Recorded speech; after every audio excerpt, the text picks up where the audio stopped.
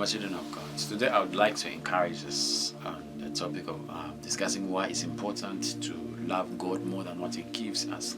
You know, when we always go to God, when we always seek the blessings from God without doing His will, we are people who are not different from anyone who uses another person to get what they want, even when they're not interested in them. You know, so such things happen even in our family. Sometimes we can be people who may not take care of our parents or our relatives, and yet when they become rich or when our parents die, we'll be the first ones to always get money. Is it for rentals? You know, we'll be the ones to decide that we share the land, you know, or we sell the properties so that we partake of our own things. And yet when our parents were alive, we never took care of them.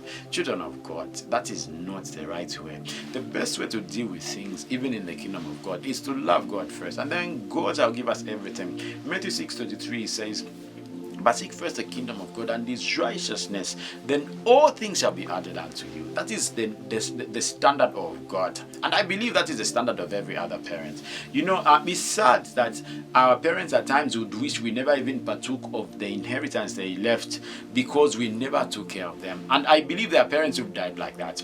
You don't take care of your parents. You don't even imagine. You don't even ask yourself whether your parents have eaten or not. You know, and you believe that you can only help when you feel like. And yet when the parents die, you are the first one to declare interest in the wealth and the resources that they've left. Yes, you have a right as a child, but you know, sometimes, you know, we might be taking cases, you know, thinking we're getting our right for inheritance. Why? Because when our parents needed help from us, we were never there. We helped when we wanted to, instead of helping when it was necessary.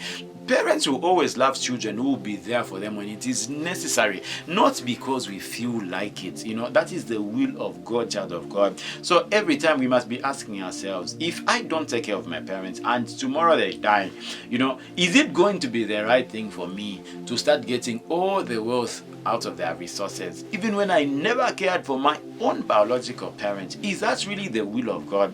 Are we bringing blessings on in our lives, or we are getting curses? Because sometimes you can get resources as a curse. You know, life may seem to be good because you have money here and there, but if somebody that you are enjoying their sweat on is somebody you never cared for when they were alive, you were never there to ask yourself whether they had eaten or not, what you are getting yourself into are more complications, children of God. So instead of us regretting of what I've said, let us remember our parents right now. Let us remember the guardians that took care of us.